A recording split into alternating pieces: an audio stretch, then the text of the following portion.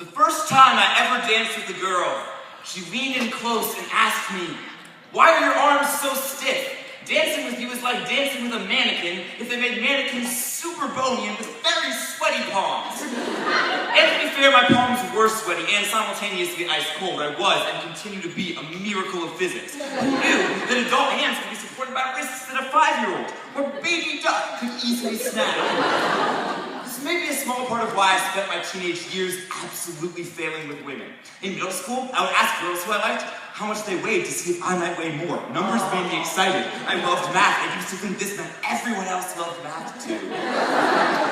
In high school, I became intimate with the friend zone. With one girl, I spent so many years in the friend zone I didn't even realize I was in it. She was from Sweden, so I guess this was literally Stockholm Syndrome. I would go to her house and help her with calculus, and I would comfort her and tell her how she was beautiful, or how her boyfriend was a dick, or how animals are related to derivatives. Eventually, I spent so long in the friend zone I could think of this some kind of magical home away from home, some lush forest filled with unicorns and elves and puppies, none of whom were getting laid. I was on an adventure, constantly uncovering new questions about this mystical place. Are you in the friend zone if they're sleeping with someone else and not telling you about it? Are you in the friend zone if they tell you they would totally marry you in 15 years? Why would you marry me in 15 years? If in 15 years I'll probably still be a virgin because he never slept with me.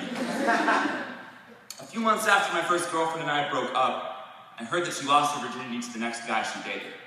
And at the time, I thought of this as a betrayal, not her choice. As if she owed me something. A newspaper column once defined the friend zone as follows.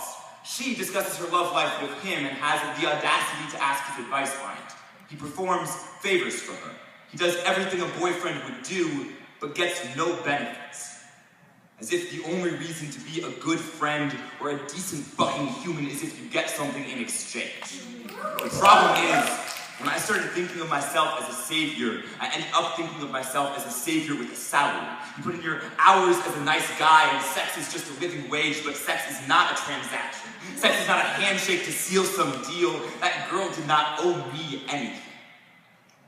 Last year, I heard that her house was broken into in a neighborhood known for sexual assault. Nothing happened to her. We all know the statistics.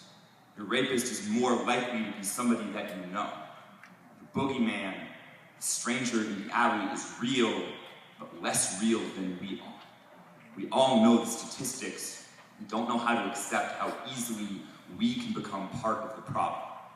You cannot kill a monster until you are willing to see it in the mirror, until you recognize its shape in your own skin. Thank you.